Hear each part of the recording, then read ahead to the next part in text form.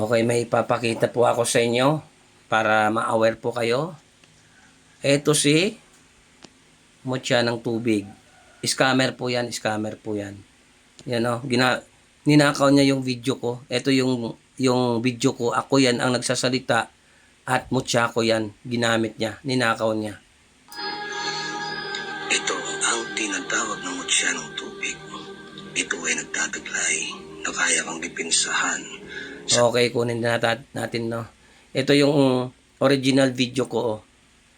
Yan, ito yung original video ko.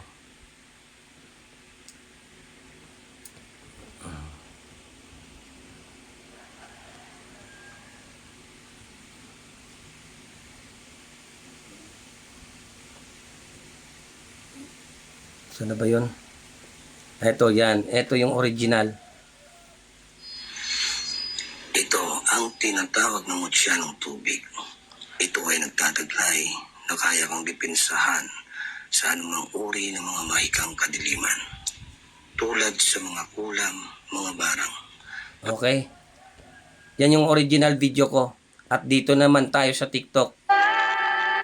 Ito yung original na video ko. Yung music, tsaka yung background sa paligid. Ang hirap Mag-ingat lang po.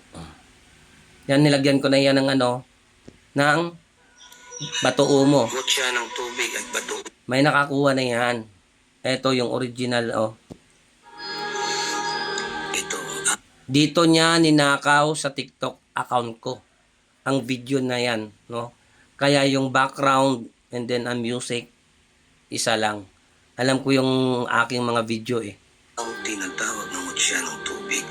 Okay, hayaan na lang natin. Ang importante, alam ninyo na hindi ako yan. No? Ito, si mutya ng tubig, scammer po yan. Okay? Yan. Pakikalat po. At ito, nag-reply na. Nag-reply siya. Ito.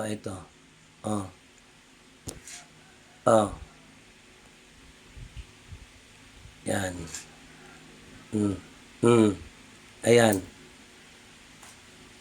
Tawagan natin. Hindi natin matawagan kasi nga business chat. Wala. Sige po. Ingat lang po. Yon sa mga nagsasabi sa akin na scammer, umakyat ka sa live ko, kumaka-live ako. Hamulin nyo ako na scammer ako. Ilapag ninyo ang ebidensya.